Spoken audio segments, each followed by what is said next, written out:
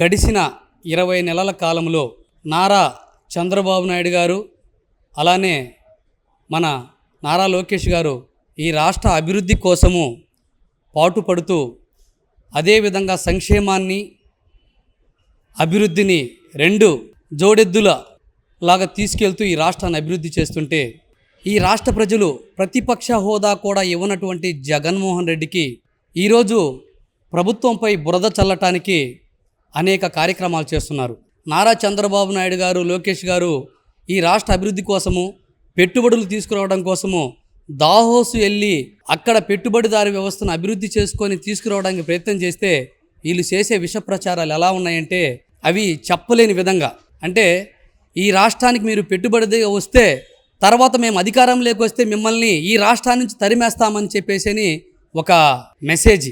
అది ఎలా ఇచ్చారంటే మేము మెడికల్ కాలేజీలు కడుతున్నాము, పీపీపీ విధానం కూడా తప్పు అంటూ వాళ్ళ నాన్నగారు చేసింది కూడా పీపీపీ విధానంలోనే తీసుకొచ్చారు కదండి. 108 వెహికల్ కావచ్చు, మిగతా కొన్ని కార్యక్రమాలు కావచ్చు. కానీ పీపీపీ విధానం కూడా తప్పుది అంటూ వారిని బెదిరించి కాంట్రాక్టర్లను కూడా రానివ్వకుండా ఉన్నటువంటి పరిస్థితిని రాష్ట్ర ప్రజలు గమనించాలి. అదేవిధంగా ఈ రాష్ట్రంలో ఒక్కసారి అధికారం ఇస్తే హిందువుల యొక్క మనోభావాలను దెబ్బతీయటానికి కల్తీ లడ్డు. ఏమండి, మేము లక్షలాది రూపాయలు, కోట్లాది రూపాయలు దేవుడి ఉండిలో వేస్తున్నాం. ఆ డబ్బుతోనే మాకు లడ్డును ప్రసాదింపజేస్తున్నారు, ఏది తిరుపతి నుంచి. అలాంటి లడ్డు కల్తీ చేసి రాష్ట్రంలో ఉన్నటువంటి సంపద సరిపోక దోసుకోవడానికి స్వామివారి ఆదాయాన్ని కూడా దోసుకున్నటువంటి దౌర్భాగ్యుడు జగన్మోహన్ రెడ్డి అని చెప్పడానికి ఇంతకంటే నిదర్శనం లేదు. నిన్న సుప్రీంకోర్టు సిట్టు విధానంలో ఏం చెప్పేదండి? కల్తీ, నెయ్యిలో కల్తీ జరిగింది అని చెప్పారు. అలాంటి రసాయన కెమికల్స్ కావచ్చు, కొన్ని కొవ్వు పదార్థాలు కావచ్చు, ఇలాంటివి జరిగినాయని చెప్పారు. వెంటనే జగన్మోహన్ రెడ్డి ప్రెస్ మీట్ పెట్టి చెప్పాల్సిన మాట ఏంటి? పొరపాటు జరిగి ఉంటే ఖచ్చితంగా శిక్షించండి అనే విధంగా చెప్పాలి. అతని ఒక మాజీ ముఖ్యమంత్రి అయ్యుండి ఏం జరగలేదు, అంతా మా మీద దుష్ప్రచారం చేశారని చెప్పేసి వాళ్ళ యొక్క ఫేక్ సోషల్ మీడియాను పెట్టుకొని ఈ రాష్ట్ర ప్రభుత్వం పైన, చంద్రబాబు నాయుడు కూటమి ప్రభుత్వం పైన దాడి చేయటం ఎంతవరకు కరెక్ట్? ఇది అంటే ఎన్ని తప్పులు చేస్తారు ఇవన్నీ ప్రజలు గమనిస్తున్నారు. అక్కడ తప్పు జరిగింది, లడ్డులో కల్తీ జరిగింది. అవన్నీ జరిగిన తర్వాత రేపు రాబోయే కాలంలో అనేక వ్యవహారాలు బయటకు వస్తాయి.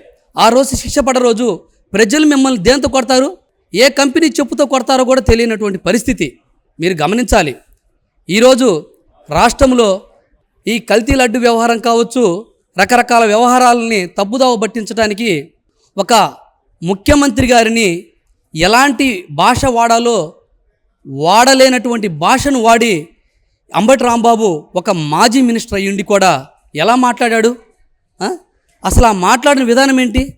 అసలు ఆ మాటలు మేము పలకటానికి కూడా మాకు నోరు రానటువంటి పరిస్థితి. మాకు తెలుగుదేశం పార్టీలో కావచ్చు, చంద్రబాబు నాయుడు గారు మాకు నేర్పినటువంటి విధానం ఏంటి? మనము ప్రజలకు ఒక మంచి మెసేజ్ ఇవ్వాలని అలాంటి సంభాషణ నేర్పుతున్నారు. మీకేం నేర్పుతున్నాడు జగన్మోహన్ రెడ్డి? ఈ రఫా ఏంటి? ప్రజల్ని ఏదైనా మేము మేలు చేస్తాము, మాకు అధికారం ఇవ్వండి అనే విధంగా మాట్లాడాలి. కానీ మేము వస్తే రఫా తెలుగుదేశం పార్టీ వాళ్ళని నరికేస్తాము, ఊర్లలో లేకుండా పంపించేస్తాము అంటే ఇది ప్రజాస్వామ్యం అనుకున్నావా, లేకపోతే అరాచక పాలన అనుకున్నావా? ప్రజాస్వామ్యంలో నువ్వు అనుకున్నట్టుగా ప్రజాస్వామ్యంలో పరిపాలన చేయడానికి కుదరదు అనుకుంటున్నారా? మాకు కోర్టులు లేవా? మాకు అంబేద్కర్ రాసినటువంటి రాజ్యాంగం లేదా? ఏమనుకుంటున్నారు మీరు? మీ ఇష్టానుసారంగా మీరు ప్రవర్తిస్తూ ఉంటే ఈ రాష్ట్రంలో దాన్ని కంట్రోల్ చేయటంలో చంద్రబాబు నాయుడు గారు న్యాయ వ్యవస్థ వ్యవహారంలో కావచ్చు, రక్షణ వ్యవస్థ వ్యవహారంలో కావచ్చు నెంబర్ 1గా పరిపాలన జరుగుతుంది. నిన్న అంబటి రాంబాబు మాట్లాడినటువంటి మాటలను చూసిన తర్వాత ఏ ఒక్కడికి కూడా ఒక పౌరుషం అనేది వచ్చేస్తుంది. అప్పుడు మీ ఇంటి దగ్గరికి మిమ్మల్ని వివరణ అడగడానికి వస్తే మీ కార్యకర్తలతోటి మీరు మీ ఇంటిపైన, మీ ఆఫీసులపైన దాడి చేయించుకొని మా తెలుగుదేశం పార్టీ కార్యకర్తలు దాడి చేశారని చెప్పేసి మీరు ఎదురు దాడి చేయడం ఎంతవరకు కరెక్టు? నా పేరు బ్రహ్మంగౌడ్ అండి. మా గౌడ సామాజిక వర్గానికి చెందిన వ్యక్తి జోగి రమేష్ గారి గురించి కూడా నేను ఖచ్చితంగా మాట్లాడుతున్నటువంటి అంశం మీరందరూ కూడా గమనించాలి. నేను ఒకటే మాట్లాడుతున్నాను. ఆ రోజు ప్రతిపక్షంలో ఉన్నటువంటి చంద్రబాబు నాయుడు గారి ఇంటిపైన నువ్వు దాడి చేయటం ఎంతవరకు కరెక్టు? నువ్వు మనుషుల్ని తీసుకెళ్ళి దాడి చేసినప్పుడు ఆ రోజు నీ కులం గుర్తు రాలేదా? ఈరోజు చంద్రబాబు నాయుడు గారు నీ పైన ఏది ఈ లిక్కర్ వ్యవహారంలో తప్పు జరిగితే అది చట్టపరంగా నీ మీద చర్యలు తీసుకుంటూ ఉంటే లోకేష్ గారు చంద్రబాబు నాయుడు గారు నీ మీద దాడి చేయడానికి వచ్చినారని చెప్పేసి మీరు మీ మీడియాలో చెప్పుకోవడానికి ఎంతవరకు కరెక్ట్? ఇది కరెక్ట్ విధానం కాదు. మనం చేసే పరిస్థితిని బట్టి ఎదుటివారు మనల్ని చేస్తారు. మీరు మాట్లాడుతున్న మాట తీరు కూడా మార్చుకోవాలి. ఇష్టం వచ్చేట్టుగా ఏకవచనంతో మీ ఇష్టం వచ్చేట్టు మాట్లాడుతూ ఉంటే ఎంతవరకు కరెక్టు? లోకేష్ గారికి చిప్పు దొబ్బింది, మైండ్ లేదు, ఇలాంటి మాటలు ఎంతవరకు కరెక్టు? అంటే ఈ రాష్ట్రంలో ఈ ప్రపంచంలో నువ్వు ఒక్కడివే మేధావివా? అంటే ఇతరులు మేధావులు కాదా? నీకంటే మేధావి లోకేష్ గారు. ఈరోజు ఆయన చూసి రాష్ట్రంలో పెట్టుబడులు పెట్టడానికి కావచ్చు, రాష్ట్ర అభివృద్ధికి కావచ్చు, అనేక వ్యవహారాల్లో ముందుకొస్తున్నారు. మరొక ముఖ్యమైన అంశము, ఆ రోజు చంద్రబాబు నాయుడు గారు కూటమి ప్రభుత్వం అధికారంలోకి వస్తే మేము సూపర్ 6 అమలు చేస్తామని చెప్పేసి చాలా గొప్పగా చెప్పారు. ఈరోజు ఆ వ్యవహారాల్లో అన్నీ అమలవుతున్నాయి. మహిళలకి ఉచిత బస్సు ప్రయాణం బ్రహ్మాండంగా ఇచ్చారు. ఈరోజు ప్రతి ఒక్కరు బస్సు ఎక్కినటువంటి మహిళను అడగండి చెబుతారు.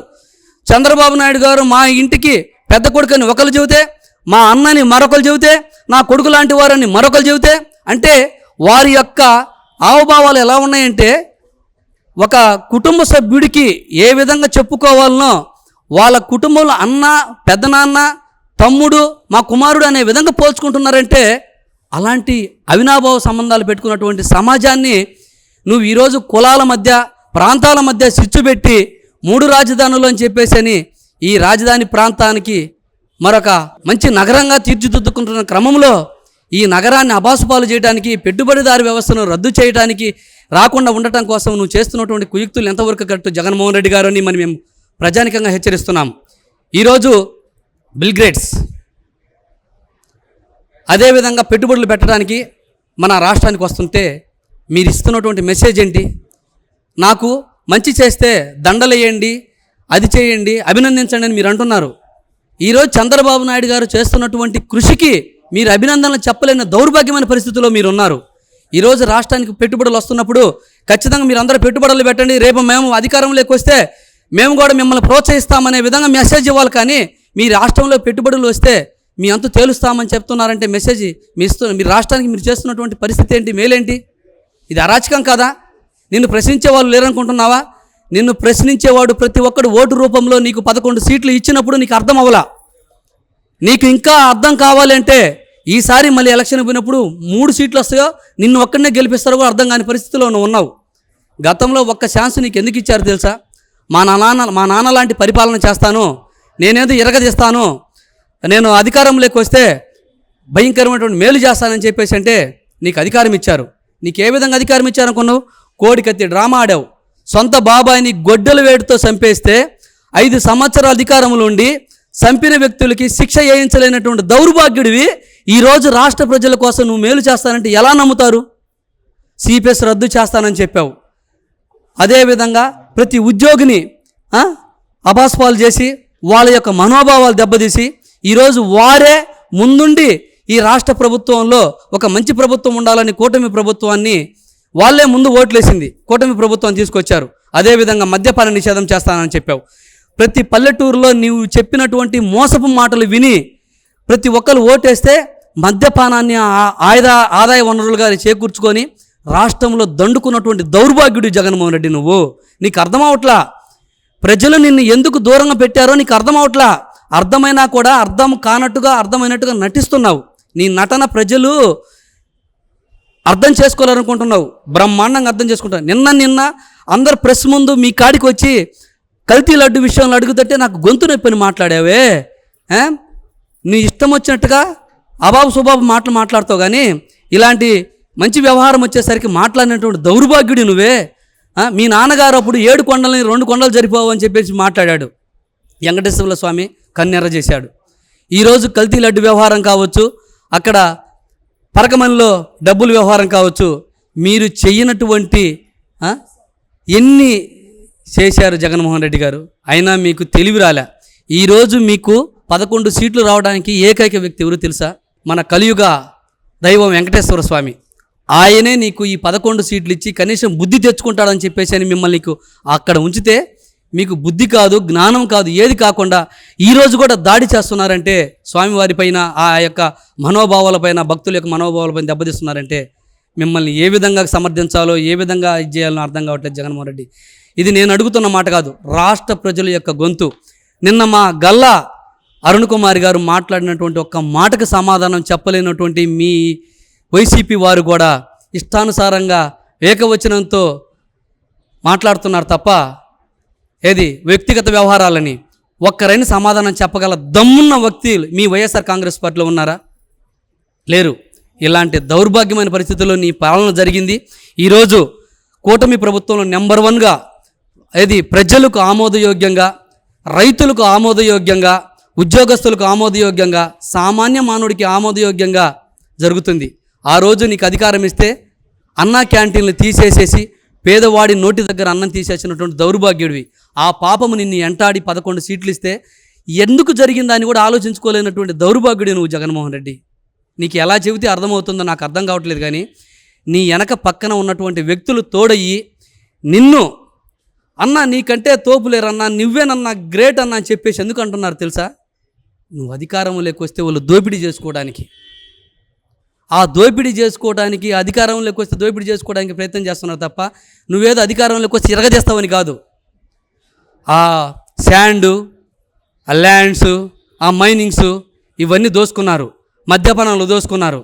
మద్యపానం నిషేధం చేయనటువంటి దౌర్భాగ్యుడే నువ్వు. నీకు మళ్ళీ ఓట్లు వేస్తారంటే ఎలా నమ్ముతున్నావు? లేదు జగన్మోహన్ రెడ్డి, నిన్ను అసహించుకుంటున్నారు. నీ పరిపాలన చూసి ప్రతి ఒక్కడు ఎంత నీచంగా మాట్లాడుకుంటున్నారో తెలుసా? నీ సొంత పార్టీ కార్యకర్తల నాయకులే నీ పల్లెల్లో మాట్లాడుకుంటున్న మాటలను వినట్లా. ఇక్కడ నువ్వు ఉండలేకపోయి బెంగళూరు ప్యాలెస్లో వండుకుంటున్నావు. ఇవన్నీ నువ్వు తట్టుకోలేక నీకు వినపడతానున్నాయి, కాకపోతే నటిస్తున్నావు. నీ నటనకు చరమగీతం 2029లో పూర్తిగా పాడటానికి రెడీగా ఉన్నారు ప్రజలు. అయిపోయింది నీ పని.